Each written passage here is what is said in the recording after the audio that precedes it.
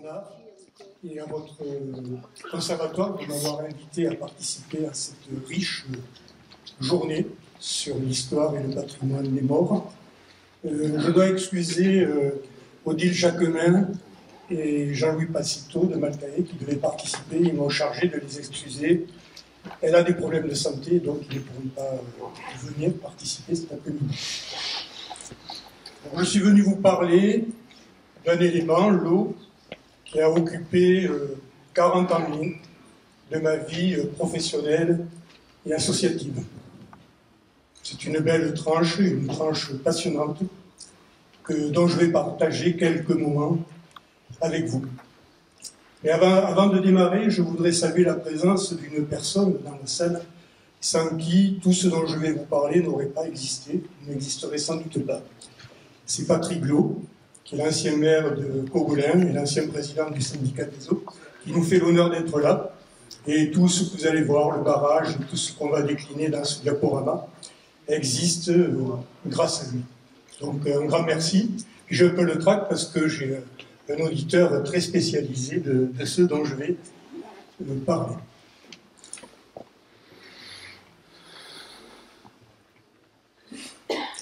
Alors je vais commencer par quelques considérations générales. Bien sûr, l'eau est un élément vital de notre patrimoine.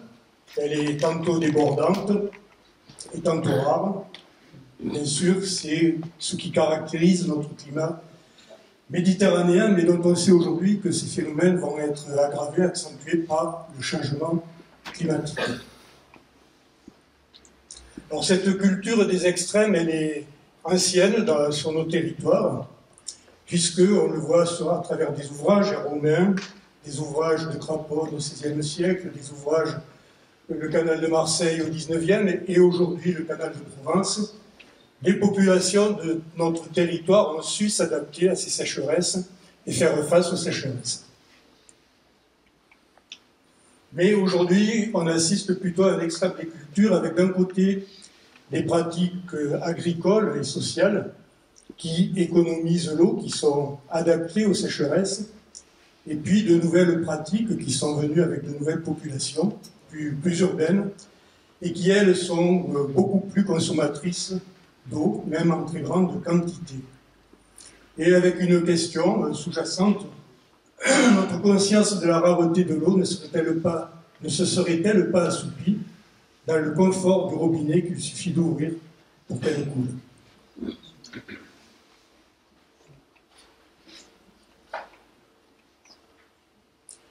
Parlant de culture, mais d'un élément plus culturel, il faut savoir que l'eau nourrit non seulement notre corps, mais elle nourrit aussi notre imaginaire. Et on voit qu'elle est présente pratiquement dans toutes les civilisations, dans toutes les religions, dans tous les mythes et toutes les croyances. Et là encore, avec un questionnement, cette dimension culturelle fondamentale est-elle suffisamment prise en compte dans les projets de développement et de gestion de l'eau? Alors, l'expérience dont je vous ai parlé se situe pas très loin d'ici, dans le massif des Morts. On est sur le territoire du golfe de Saint-Tropez, ce qu'on appelle la corniche des Morts aussi, sont rapprochés, où les caractéristiques sont très proches de celles de Roquebrune et du lieu où on se trouve. Donc, à l'époque, le syndicat intercommunal de distribution d'eau de la corniche des Morts, qui regroupait ces communes, était chargé de l'alimentation en eau potable des communes du golfe de Saint-Tropez. Aujourd'hui, cette compétence a été transférée depuis 2018 à la communauté de communes. Alors, quelques constats sur ce territoire: des besoins en expansion, une pluviométrie en baisse et des ressources locales fragilisées.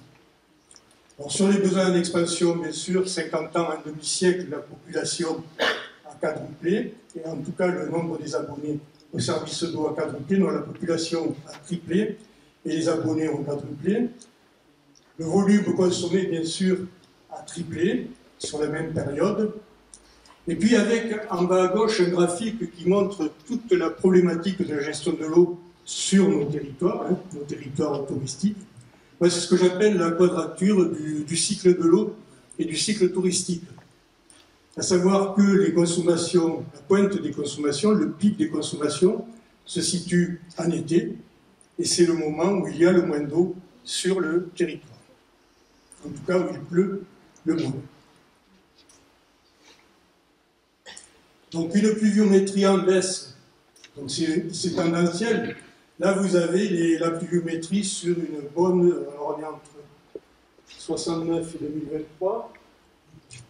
Et donc on voit malgré tout que les creux de pluviométrie sont de plus en plus fréquents et de plus en plus longs. On reviendra de manière plus détaillée sur le creux très important que moi j'ai vécu quand je gérais l'eau au syndicat des eaux, qui s'est situé entre 2004 et 2008. Les ressources locales fragilisées, il faut savoir que les seules ressources de ce syndicat au départ étaient les nappes phréatiques, les nappes souterraines de la Gisque et de la Molle, qui ont été à un moment donné surexploitées, et ce qui a eu pour effet direct de faire remonter le sel à l'intérieur des terres. Alors cette notion de remontée saline qui peut condamner les ressources, et on verra qu'elle peut avoir d'autres conséquences, elle est très importante à retenir parce que c'est un lien très minéral dont on ne parle pas beaucoup, mais qui pour la gestion de l'eau est en tout cas dans ces zones littorales, est une contrainte très forte. Alors, c'est un essai de définition de ce qu'on appelle une gestion intégrée des ressources et de la demande en eau. Donc il faut aujourd'hui, on le sait, intégrer la notion de changement climatique, et notamment pour le gestionnaire de l'eau, avec les phénomènes de sécheresse de plus en plus longs et de plus en plus sévères. Préserver un équilibre entre l'offre, c'est-à-dire les ressources, et la demande, les usages. Préserver l'équilibre de la ressource flux entre l'amont et l'aval, on aura l'occasion d'y revenir. Et donc agir de manière concomitante sur l'offre et sur la demande. Alors, schématiquement, une gestion équilibrée de l'eau, c'est deux plateaux d'une balance, et vous avez d'un côté l'offre, les ressources, et de l'autre la demande, les consommations. Alors, sur l'offre, diversifier les ressources, c'est ce qu'on va montrer.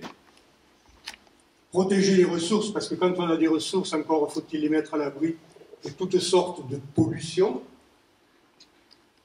Et prévoir l'avenir avec à la fois des outils de gestion prévisionnelle, mais aussi de schémas directeurs. Ça, c'est pour les ressources. Mais un autre moyen d'équilibrer le plateau, au lieu d'alourdir en permanence les deux plateaux, pour obtenir cet équilibre, il y a aussi la possibilité d'alléger le plateau de la demande, des consommations. Donc on va voir les moyens qui ont été utilisés par notre syndicat, à savoir une tarification progressive de l'eau, un fonds de solidarité eau, une politique d'économie d'eau, des campagnes régulières d'information des usagers et des actions d'éducation et de coopération qu'on a appelées, qui étaient baptisées l'eau partagée. Alors on va voir le premier volet de l'action sur l'offre, la diversification des ressources, qui s'est traduite, et ça c'est le schéma d'alimentation de notre territoire aujourd'hui, par, j'ai parlé des nappes souterraines qui existaient, les nappes alluviales, puis il y a eu un premier apport de la Société du Canal de Provence, par la gauche, qui a amené l'eau jusqu'à la commune de La Molle. Ensuite, le barrage de la Verne qui a été construit au début des années 90, et une nouvelle amenée d'eau, beaucoup plus récente, qui amène l'eau à Sainte-Maxime. Ce qui fait que le territoire est bouclé par toutes ces ressources à l'heure où je vous parle. Je parlais de la protection des ressources, donc ces nappes souterraines qui sont aussi fragiles et soumises à l'aléa de la remontée du sel, ont fait l'objet de surveillance continue avec des piézomètres pour mesurer à la fois leur niveau, la quantité, mais aussi leur salinité et la qualité. Elles font aussi l'objet de ce qu'on appelle des périmètres de protection. Ça, c'est pas propre à notre syndicat, c'est une réglementation qui est obligatoire, qui consiste à définir autour des points de captage des zones de protection où, au plus près, toutes les activités vont être interdites, et au fur et à mesure où on s'éloigne, la réglementation va s'assouplir. Alors ces périmètres de protection concernent aussi le plan d'eau du barrage de la Verne, puisque c'est une ressource destinée à l'alimentation en eau potable. Et pour faire simple, autour de ce plan d'eau, pratiquement toutes les activités sont interdites, à part la promenade, le cheval. Et la pêche est interdite, et peut-être que Georges, puisque tu vas prendre la parole ensuite, tu pourras mieux expliquer pourquoi. Parce que ça fait quand même l'objet de beaucoup de discussions et de controverses. Et toutes ces données qui ont été accumulées au fil des ans ont permis de créer des outils informatiques de gestion prévisionnelle, c'est-à-dire à partir d'historiques de pluie, on a été capable de calculer quelles seraient les quantités d'eau qui réalimenteraient nos différentes ressources. Et tout ça a permis de mettre en place un outil de gestion prévisionnelle qui, avant les grandes sécheresses, nous alertait en disant « faites attention, vous risquez de manquer d'eau l'été prochain, et donc il faut agir sur vos ressources pour pouvoir en disposer au cours de l'été qui vient. » Alors ça a consisté à faire une gestion coordonnée de nos ressources entre l'eau du canal de Provence, l'eau du barrage et l'eau des nappes souterraines. Alors, petit rappel historique, il faut savoir que quand on a construit le barrage de la Verne, ça ne s'est pas très bien passé avec le canal de Provence qui y voyait une ressource concurrente à ses propres amenées d'eau. Donc on a eu des relations assez conflictuelles jusqu'au jour où un nouveau directeur est arrivé et il a dit nos ressources, au lieu d'être concurrentes, elles doivent être complémentaires. Bon, il faut savoir qu'il s'était opposé à la construction du barrage de la Verne à l'époque, et ils avaient tout fait pour l'empêcher. Et donc gestion coordonnée, ça veut dire, on le voit à travers ce schéma qui peut paraître un peu abstrait, c'est qu'on a des périodes où le barrage n'existant pas, c'est l'eau de la SCP qui devient prédominante par rapport à l'eau des nappes souterraines. Le barrage arrive, c'est en jaune, donc la ressource du barrage alimente majoritairement le territoire.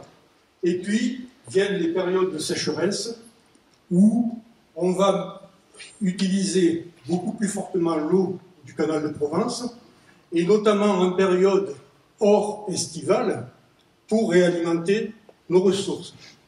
Et notamment, on réalimente le barrage avec l'eau du canal de Provence, et on fait aussi de la réalimentation artificielle des nappes souterraines à partir de l'eau du canal de Provence. Donc c'est un clavier qui nous permet d'agir et d'anticiper sur des moments des périodes de sécheresse. Alors j'ai mis ce graphique qui est en fait un relevé de niveau de nappes souterraines à un endroit, près de nos captages, et où on voit en rouge. Alors là on était en 2007, et on était à la 3e année consécutive de sécheresse sévère. Et tous les outils de surveillance et de calcul disent que les nappes elles sont réalimentées par un historique de 3 ans de pluie. Et si pendant 3 ans il n'y a pas plu, il n'y a plus rien qui arrive dans les nappes souterraines et sur les coins de captage. Et donc c'est ce qui est en train de se passer ici. Donc les nappes menacées de s'assécher. Nos outils de prévision nous ont alertés sur ce phénomène et de mesure, et donc on a fait de la réalimentation artificielle de la nappe à partir de l'eau du barrage qu'on avait rempli pendant l'hiver. Et donc ça nous a permis de passer cette période de sécheresse sans encombre, alors que si on n'avait pas eu cet instrument, les nappes se seraient asséchées et il aurait manqué d'eau sur le territoire, parce qu'on a besoin de toutes les ressources pour pouvoir alimenter notre territoire. Je ne sais pas si c'est clair. N'hésitez pas à m'interrompre s'il y a quelque chose. Oui? Non, c'est pas clair, parce que si on prend l'eau du barrage, cette eau du barrage, on ne pourra plus l'utiliser. Oui, mais sauf que cette eau du barrage, le barrage, on l'a rempli pendant la période hivernale. Alors que on l'a rempli pendant la période hivernale pour compenser le déficit pluviométrique, parce que la retenue n'est alimentée que par les pluies du bassin versant. D'accord? quand les trois ressources sont bien réalimentées, on peut passer facilement l'été. Donc, le fait de remplir le barrage avant la période estivale, ça nous laisse une marge supplémentaire pour faire de la réalimentation de nappe. Oui. L'intérêt aussi, est-ce que ce n'est pas une façon de contrecarrer l'évaporation? Alors, l'évaporation, puisque vous abordez ce sujet, ça représente sur notre bassin versant 50% de la consommation d'eau. Sur le bassin versant, hein, c'est le bilan annuel à peu près. C'est ce que calculent les hydrogéologues, les hydrologistes, les hydrauliciens, les spécialistes de l'eau. Mais effectivement, le barrage lui-même est soumis à cette évaporation. Et tout ça, ça rentre dans les calculs. Quand on calcule la part que prélève l'environnement et l'évaporation sur cette ressource. Oui, Bernard. Quand tu dis le barrage a été rempli, était plein l'hiver, il a été rempli par quoi? Par l'eau du canal de Provence. Par le canal de Provence. Oui, par l'eau du canal. Alors, il faut savoir que... Pas clair pour moi. Oui, non, mais tu fais bien, c'est normal que je précise. Donc, il faut savoir qu'au moment de sa construction, le barrage de la Verne a été conçu pour pouvoir recevoir l'eau du canal de Provence, et de manière gravitaire, ce qui est intéressant, parce que le point de livraison du canal de Provence est plus haut que le niveau du barrage de la Verne. Et donc, c'est les mêmes canalisations qui, en été, servent à alimenter les usines, qui, en hiver, servent à réalimenter le barrage, mais dans l'autre sens. Et alors, ce schéma, pour moi, il parle beaucoup parce que quand on est arrivé à cette période très délicate, hein, où on risquait de manquer d'eau, j'allais tous les jours, à partir des lâchers du barrage, voir comment progressait le cours d'eau qui était totalement à sec. Et puis tout d'un coup, on a vu l'eau remonter à la surface. J'ai vu l'eau, puisque j'y allais tous les jours et j'ai suivi la progression. Et puis ça a été constaté bien par ces mesures, ces relevés piézométriques qui montrent que le niveau est remonté et a pu continuer à être exploité pour la suite de l'été. Alors la gestion de l'eau, c'est aussi prévoir longtemps à l'avance. Il ne faut pas attendre que les besoins arrivent pour essayer d'y répondre. Le barrage, ça ne se construit pas d'un claquement de doigts, ça met même beaucoup de temps.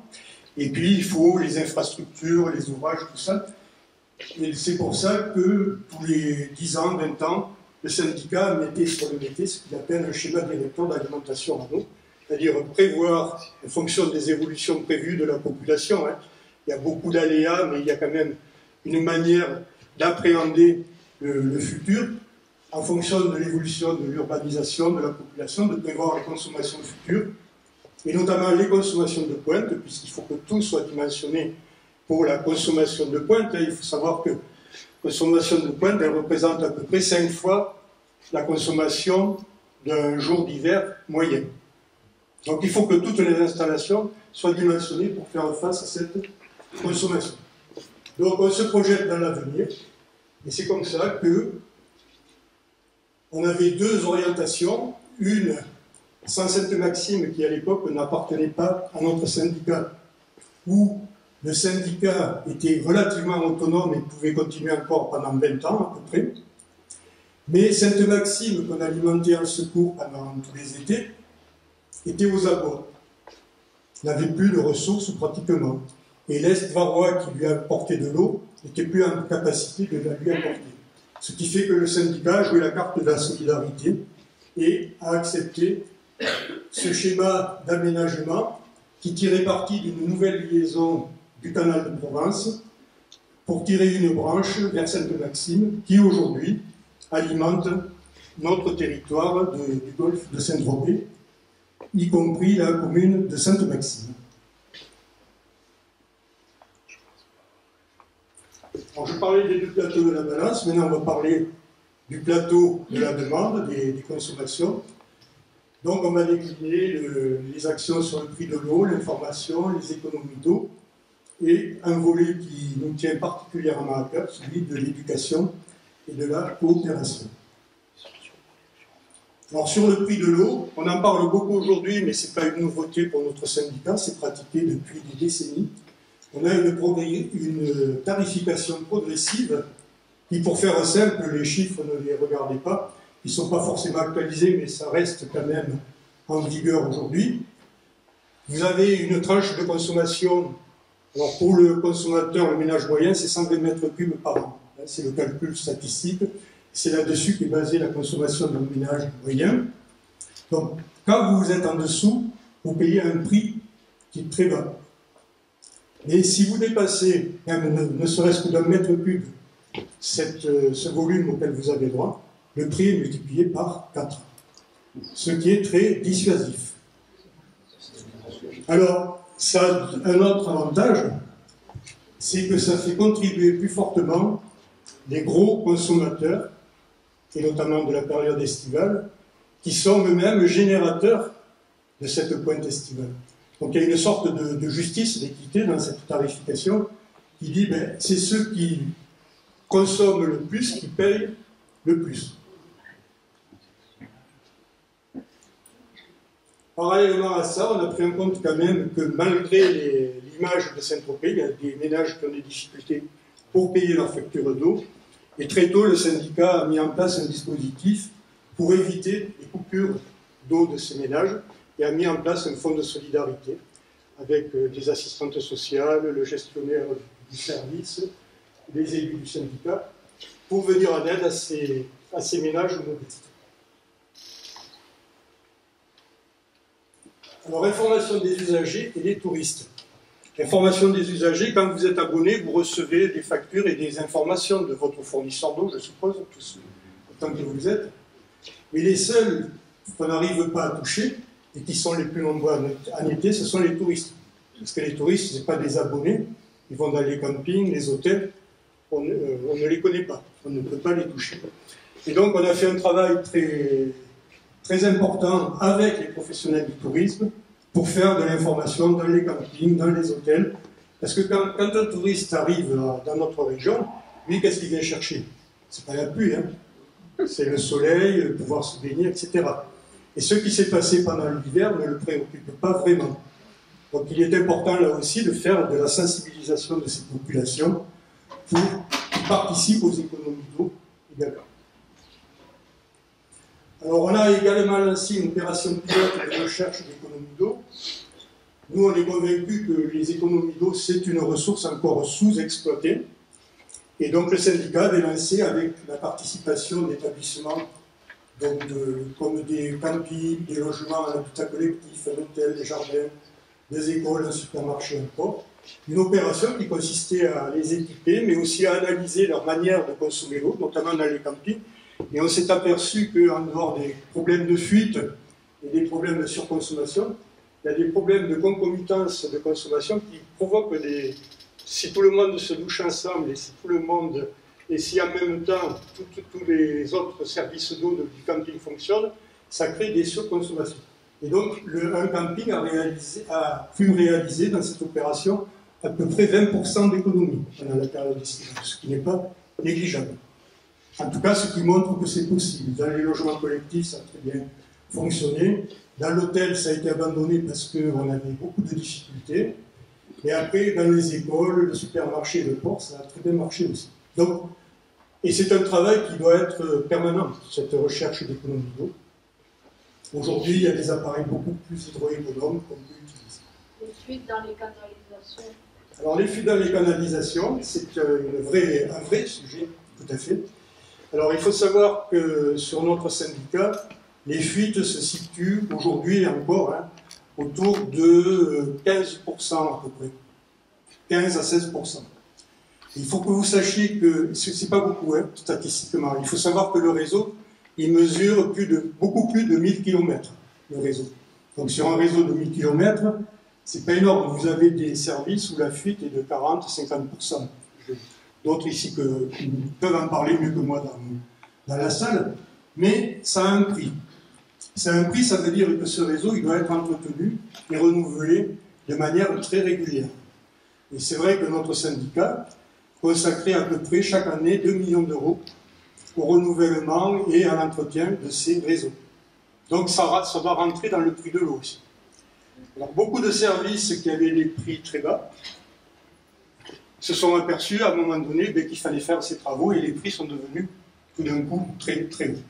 Donc c'est un travail permanent et continu aussi, et qui fait partie, effectivement, vous faites bien de le souligner, de la gestion de l'eau et de la gestion des économies d'eau pendant la sécheresse. Et en dehors de la sécheresse aussi. Donc, dernier volet de l'action sur la demande, c'est plutôt un volet éducatif qui s'est ouvert à la coopération, que je vais vous présenter ici. Parce que combien de temps je dispose encore, Bernard? Coucou Bernard. De combien de temps je dispose encore? Il en reste encore un petit quart d'heure. Ah bon, ça va le faire. Bon, vous êtes sur un territoire qui se souvient, qui a gardé la mémoire de ce drame en 1959, qui a fait 421 victimes, plus les dommages collatéraux. Et en 1984, le syndicat des eaux décide de construire un barrage pour l'alimentation en eau potable. Et ça, c'est dans le cadre de sa politique de diversification des ressources dont je vous ai parlé. Problème, c'est que les gens ne voulaient pas de ce barrage, parce qu'ils avaient gardé en mémoire le drame de Malpasset. Et on a compris à travers cette expérience, aujourd'hui je sors cette phrase, mais à l'époque je ne la connaissais pas, à l'époque de la construction du barrage, c'est que chacun construit le réel à partir de son vécu et de ses représentations mentales. Et la représentation mentale d'un barrage dominante, c'était celle d'une menace de mort, d'un vecteur de mort. Et la question, c'était comment transformer cette représentation en celle d'un barrage source de vie. Il y a Einstein qui disait qu'il est plus difficile de changer les représentations mentales que de casser le noyau de l'atome. Et c'est vrai que de cette expérience, ce qu'on peut dire aujourd'hui, c'est que le seul véritable levier pour faire évoluer les représentations mentales, et on verra toute l'importance que ça a par rapport à ces évolutions de changement climatique, de toutes les adaptations nécessaires, eh bien le seul véritable levier, c'est l'éducation. Il faut qu'il y ait quelques enseignants dans la salle, que je salue. Je pense qu'ils seront d'accord avec moi. Alors déjà, ce qu'on a mis en place, et Patrick à la commande, c'est un large partenariat au service de 2 années de concertation. C'est-à-dire à partir du moment où il a été décidé de construire ce barrage, eh bien, on est allé au-devant de la population, et en particulier la population du village qui se trouve juste à l'aval de l'ouvrage, à 4 ou 5 km à l'aval, qui est la population de la Mole. Et dans cette concertation, donc, tout a été transparent. C'est-à-dire, on a tout dit. Il y avait des réunions publiques, le dialogue était respectueux, alors des préoccupations sécuritaires, environnementales et économiques. Moi, j'ai en mémoire une réunion, et Patrick là aussi, où les gens disent il y a du monde aux réunions à la Mole. Ce n'est pas un grand village, mais une grande partie de la population était aux réunions, et qui vous dit mais si le barrage craque, qu'est-ce qui se passe? Et puisqu'il y avait les ingénieurs d'EDF, de la DDA, il y avait les représentants de tout ce partenariat, et on répondait la Mole est rayée de la carte. Et on le disait sincèrement, parce que c'est ce qui se passerait si le barrage cédait. Mais on expliquait que ce barrage ne pouvait pas craquer, et en tout cas pas craquer comme le barrage de Malpasset. Parce que sa conception était totalement différente. C'était un barrage en terre, aux évolutions lentes, et avec des normes de sécurité qui ont été surdimensionnées. Je vais vous parler d'un ouvrage essentiel à la sécurité, qui est l'évacuateur de crue. C'est celui qui va laisser passer la crue à côté de l'ouvrage, pour qu'elle ne passe pas par-dessus. Et normalement, on aurait été soumis à une crue millénale, c'est-à-dire une fréquence de retour tous les 1000 ans. Et le choix a été fait, à l'époque, et bien nous a pris, parce que ça évolue, les phénomènes de crue, on le voit, on a choisi la crue décamillénale. Donc celle qui a une probabilité de se produire tous les 10 000 ans, par rapport à la plus forte crue observée dans le cours d'eau, qui est le cours d'eau de la Vienne. Et sur tous les autres aspects de l'ouvrage, toutes les mesures de sécurité ont été doublées, quadruplées. Donc, on a tenu un discours qui était rassurant. Et puis, on a aussi tenu compte des préoccupations environnementales. On a déplacé les populations de Tuderman, on a déplacé des fougères, des osmondes royales protégées et d'autres populations animales. Et à l'arrivée de ces 2 ans de concertation, eh bien, un référendum, puisque le maire de l'époque avait dit « moi, je vous signerai le permis si la population accepte par voie de référendum ». Je crois que c'est un des seuls ouvrages qui est soumis à ce type de référendum. Et donc la population a accepté le projet à 67%. Oui, Bernard? 10 minutes. Oui, 10 minutes. Et c'est comme ça que sont nés en même temps le barrage et le projet de l'eau partagée. Donc je vais un peu accélérer quand même. Alors pourquoi l'eau partagée? Ben, ça part de constats qui sont quand même assez triviaux. D'abord, il y a un partage de l'eau entre les humains. Elle irrigue nos ports, notre imagination et nos croyances. Elle est un pont entre toutes les cultures. S'il y a un point commun entre tous les humains qui pourrait les relier, c'est bien l'eau qu'on transporte depuis que les espèces sont sorties des océans. Partage avec les animaux, dont nous avons besoin pour vivre. Donc les animaux sont des consommateurs d'eau aussi, et on a besoin d'eux pour notre alimentation, pour notre environnement, pour notre compagnie, etc. Partage avec les végétaux, où là, le cycle végétal a un rôle très important, avec le phytoplancton qui est au départ de toutes les chaînes alimentaires. Georges nous en parlera mieux que moi aussi. Et puis partage avec les minéraux, et là je peux mieux vous en parler parce que vous avez vu à travers l'exemple de la relation de l'eau avec les nappes souterraines, donc avec des milieux minéraux, qu'il y a là aussi des équilibres et des besoins à respecter pour maintenir l'équilibre entre l'eau douce et l'eau salée. Et donc, ce partage de l'eau, je voulais l'illustrer à travers les conséquences systémiques d'une pollution saline. Donc, la pollution saline, je vous l'avais expliqué, elle est liée à la surexploitation des nappes par les hommes, par nous, les humains. C'est pour nos besoins, on prélève plus pour l'agriculture ou autre, et donc le sel remonte. Une pénétration du biseau salé à l'intérieur du plaine, mais avec le risque, une fois que l'eau de la nappe est salée, on ne peut plus l'exploiter pour l'alimentation en eau potable, sauf à la dessaler, et là, on est sur un autre problème. Donc, on prend le risque de faire disparaître une ressource en eau douce. Mais également, on prend le risque de faire disparaître une bonne partie de la végétation et des cultures des plaines qui sont au-dessus de ces nappes, puisque en général, les cultures n'aiment pas trop le sel non plus. Et donc, diminution de ressources alimentaires. Autre conséquence, destruction des végétaux, réduction de la biodiversité, puisque les animaux se nourrissent beaucoup de végétaux, et donc on est dans ce cycle. Et donc diminution à nouveau des ressources alimentaires. On voit que de toute façon les effets boomerang pour l'homme, ils sont multiples et ils sont désastreux.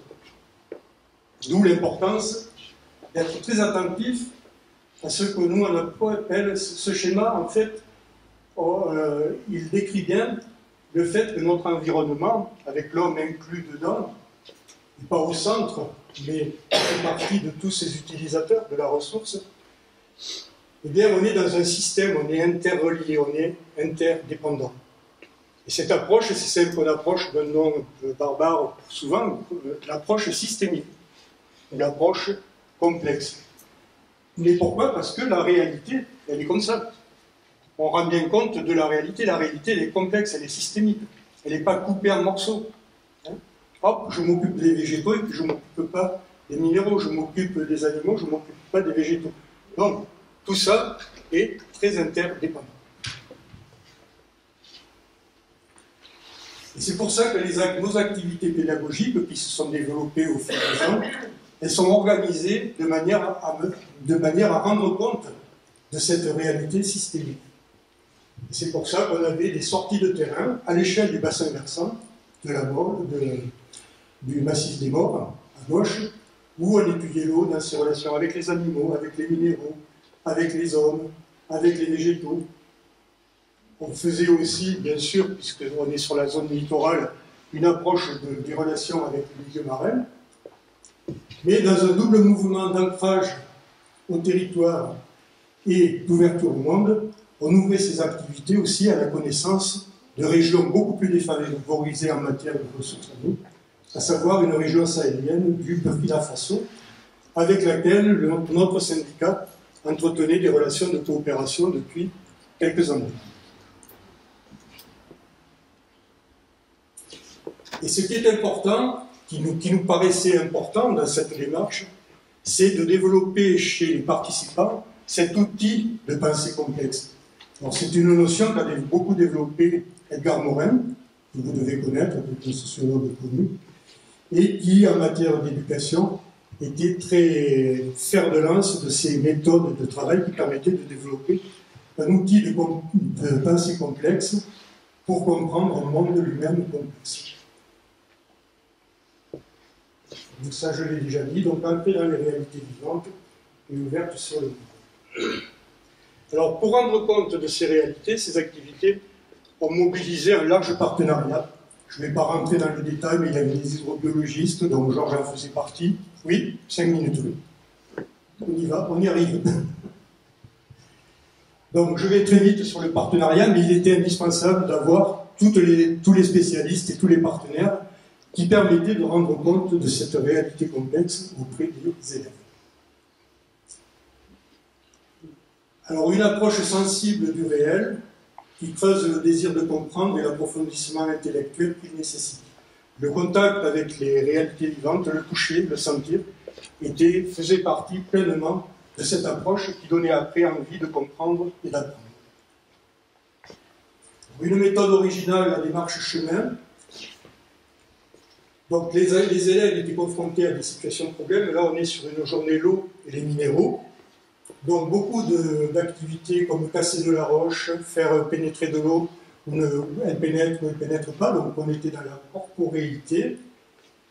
Le tâtonnement expérimental, là il s'agissait d'essayer d'arrêter l'écoulement de l'eau dans ce qui était censé représenter le lit d'une rivière.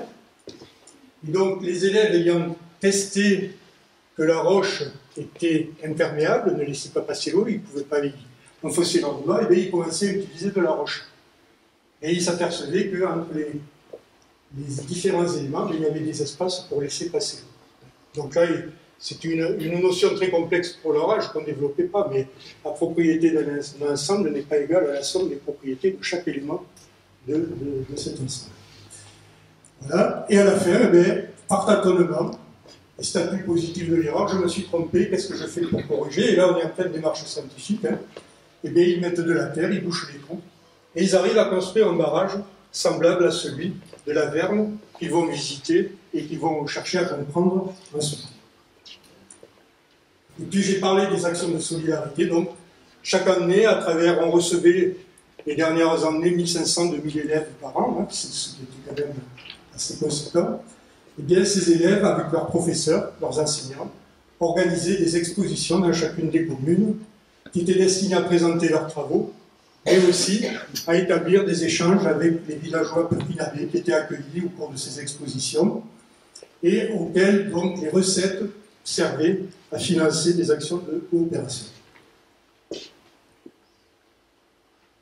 Alors, côté coopération, notre syndicat a développé exactement la même méthode participative qu'avec les élèves, c'est-à-dire que chacun des projets devait partir de la réalité villageoise, c'est-à-dire de la représentation mentale. Donc, il y a eu des enquêtes de terrain, l'émergence de ces représentations mentales, des problématiques liées à l'eau et les projets qui pouvaient en suivre. Donc, il y a eu des expérimentations, notamment sur l'irrigation goutte à goutte à partir de pompes solaires.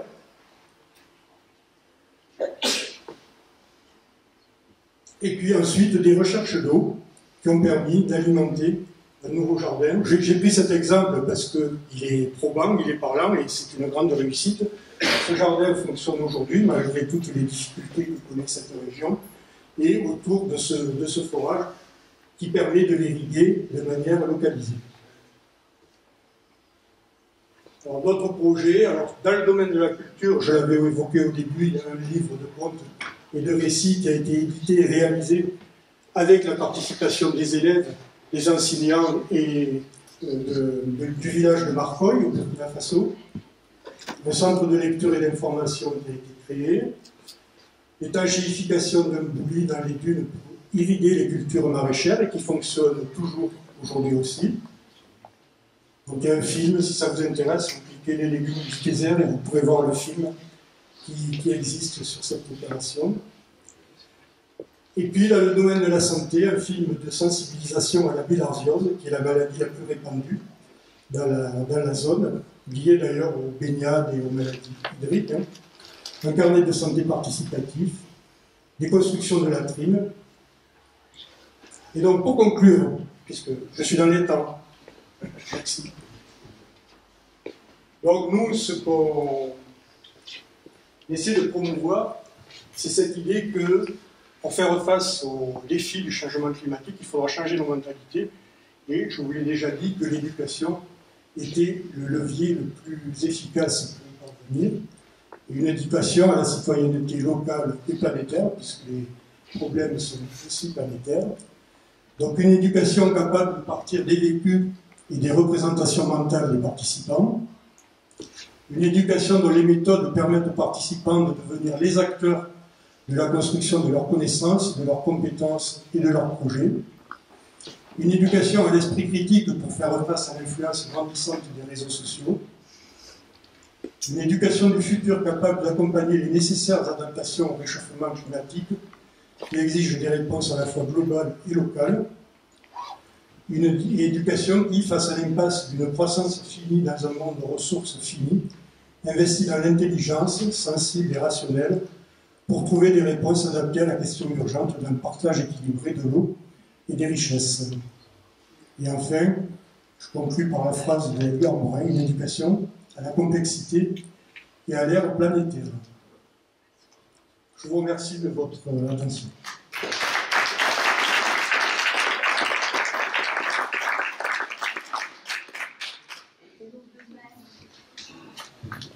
Alors, effectivement, on a de l'eau de mer en grande quantité. Je ne sais plus qui a posé la question. On a des grandes quantités d'eau de mer. Des pays l'utilisent, désalinisent l'eau de mer. C'est le cas en Espagne, en grande quantité. Ce qui pose quand même des problèmes. Alors, ça peut être valable pour des zones littorales, proches de la ressource, ce qui est notre cas. Ça transfère les problèmes d'eau vers des problèmes d'énergie. Il faut des quantités importantes d'énergie pour dessaler l'eau de mer. Et puis, il y a quand même, après, les résidus de cette eau de mer, qu'est-ce qu'on en fait, etc. Donc, aujourd'hui, en termes économiques, en tout cas, on n'a pas basculé vers ce type d'utilisation. Puis ça pose des problèmes environnementaux, puisque, comme je vous le dis, il faut beaucoup d'énergie. Alors moi, ma question, ça serait plutôt à propos de l'eau qui part à la mer et qui est inutilisée, parce que chaque fois que j'ai vu creuser les sous-sols d'un immeuble, que ce soit à Saint-Tropez ou à Cavalère, on est tombé bien des fois sur de l'eau qu'on pompe et qu'on balance dans le réseau pluvial, donc qui part à la mer. Et je pense que cette eau, même si on ne la potabilisait pas, on pourrait la récupérer pour arroser les espaces publics, nettoyer les rues, etc., plutôt que de l'envoyer au pluvial, ou parfois carrément à l'égout, où elle va être traitée en fin de course. Voilà. Alors, vous avez raison de dire qu'il faut essayer de réutiliser au maximum les eaux même usées. Aujourd'hui, il y a beaucoup de réflexions, d'expériences. L'Espagne est là aussi un peu en avance sur nous, puisqu'elle irrigue beaucoup de golfs avec des eaux de stations d'épuration qui ont été quand même traitées, mais des eaux usées, mais qui ne sont pas potables pour l'irrigation. Ça existe. Sur la question de l'eau qui part à la mer, je préférerais que ce soit Georges qui réponde, l'hydrobiologiste, parce qu'elle a une utilité, cette eau qui part à la mer. L'eau douce, en tout cas, quand elle part de manière naturelle, pour les milieux, notamment les milieux intermédiaires, etc. Je ne sais pas si tu veux y répondre. Le problème de l'eau, c'est qu'on est des multi-usagers tout le long du réseau. Et cette eau, dans le milieu, elle a des éléments indispensables comme le recyclage permanent de l'eau, elle permet la vie qui est là autour, mais elle permet aussi à plusieurs usagers de pouvoir utiliser cette eau à plusieurs fois. Le problème des doubles réseaux, hein, c'est... je ne sais plus qui a dit Dieu nous a donné l'eau, mais pas les tuyaux. Et le problème de la gestion de l'eau, c'est un problème de tuyaux, hein, parce que ça coûte extrêmement cher. Merci. Oui, là, sur ce dernier point, là, on a été souvent interrogé, mais pourquoi vous ne faites pas un réseau d'eau brute pour l'irrigation, pour l'arrosage?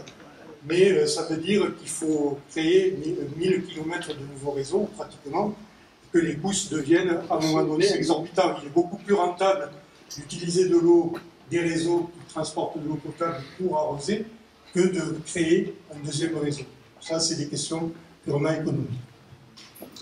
J'aimerais simplement rappeler, Là, il y a une question aussi. au sujet des appareils qui permettent, des usines qui permettent de désaliniser l'eau, d'une part, ça a un coût environnemental considérable, hein, parce que bon, pour l'énergie dépensée, mais d'autre part aussi, le sel, on ne sait pas quoi faire.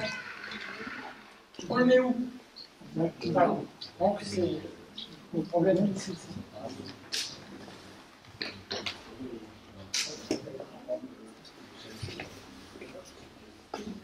Je suis incompétente dans la matière, mais ma question, c'est bien une question d'eau, mais en relation avec la conférence précédente. On a vu quantité de sites perchés, et je pense que ces sites perchés étaient conditionnés par la présence d'eau.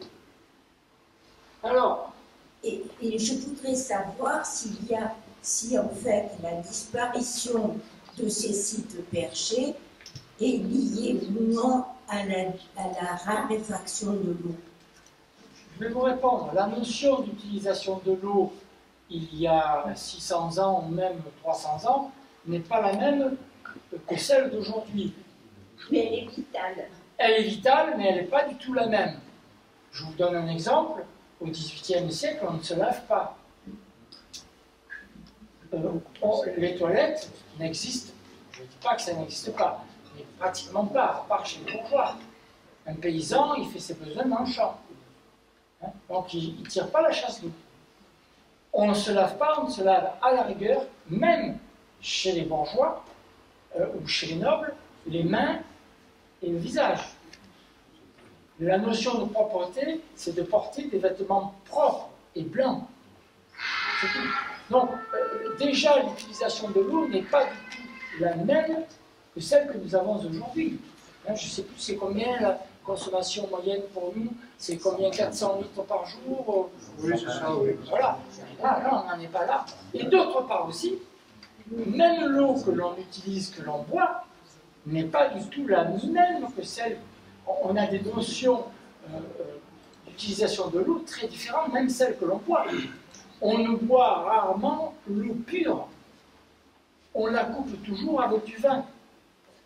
Pourquoi? Parce que le vin, c'est de la piquette et ça a un côté...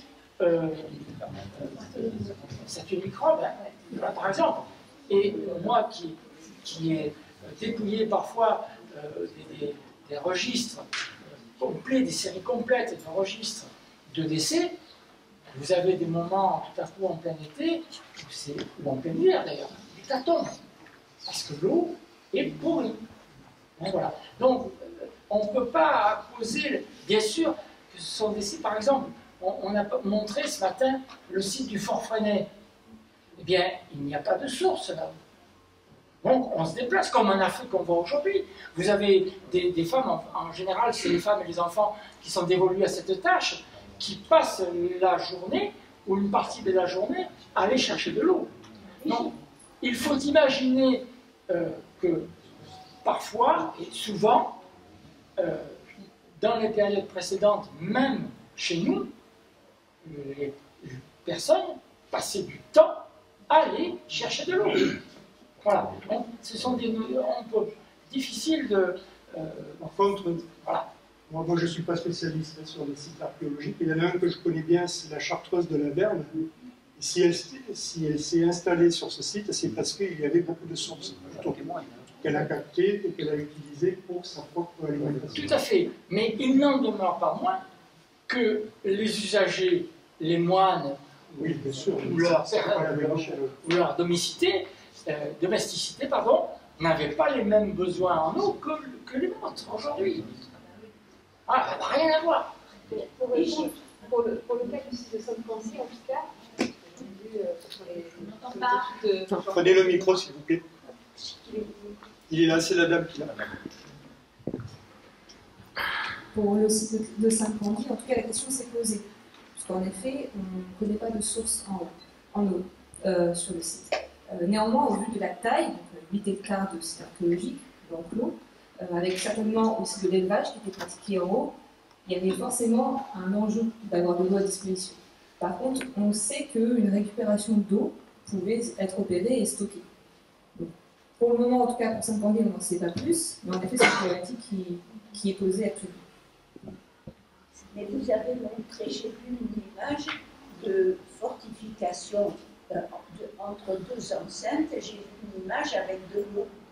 Tout à fait. Alors, au Fort Freinet, dans le Fort Freinet par exemple, vous avez, on a montré l'image du fossé et a été creusé dans le rocher de manière à ce qu'il y ait une sorte de barrage. Mais quelle était la qualité de cette eau?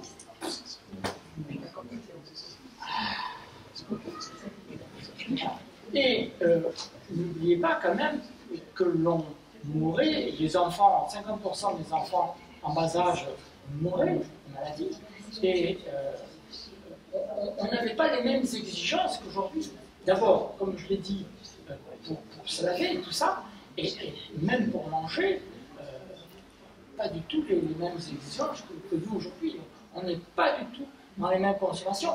Et très justement, vous faites remarquer, il était important de nourrir les bêtes, hein, donner de l'eau aux animaux, bien sûr.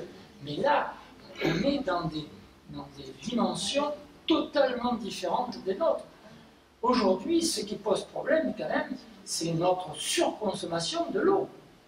Je me permets de vous faire remarquer que c'est depuis seulement 1 ou 2 ans où, enfin, les douches sur les plages sont interdites. C'est ahurissant. De l'eau potable qui coule à longueur de journée pour des gamins qui vont jouer ou des gens qui ont de l'eau chez eux et qui vont se doucher. C'est une aberration par rapport à des pays dont tu viens de parler, le Burkina Faso, où éventuellement les personnes sont obligées de faire, comme je l'ai indiqué, 10 ou 20 km. Voilà. Je crois qu'il faut comparer probablement l'utilisation de l'eau sous l'Ancien Régime et la période médiévale, même s'il y a des sources, comparé à ce qui se passe aujourd'hui dans certains pays. Voilà. Après, si je peux me permettre, je voulais nuancer parce qu'on aura beaucoup parlé du massif des morts aujourd'hui, contrairement au massif de l'Estérel, mais il existe, même si elles ont souffert, hein, un spécialiste de l'eau qui nous le dira, mais il existe quand même des sources souterraines. Moi, dans la généalogie familiale, on vient de hameaux dans le massif des morts. Ces hameaux étaient fixés autour de sources souterraines pour des consommations raisonnables. Je ne pense pas qu'ils n'utilisaient que pour le pastis, mais avec des petits bassins d'irrigation, et ça suffisait aux usages locaux. J'ai en référence le hameau des Pommiers entre Villevan et Plan-la-Tour. Il y a 100 habitants jusqu'aux incendies du début du XXe siècle et la désertification, quoi. Mais les gens vivent dans le massif et se contentent d'un usage raisonnable de l'eau. Voilà.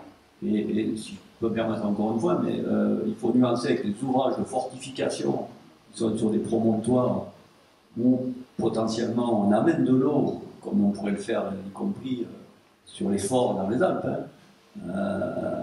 Elle vient du ciel, certes, mais on la transporte avec les lieux, à proprement parler, de la vie quotidienne. C'est une réalité. Quand elle est menacée, c'est plus lié au réchauffement probablement, ou c'est un clin d'œil aux pistes forestières qui nous coupent les sources. Mais on est quand même sur des proximités où on a un massif où l'activité souterraine est importante, avec une qualité variable, mais c'est une réalité. Moi, je voudrais remercier notre intervenant pour notre intervention documentée et passionnée. L'eau, c'est une ressource.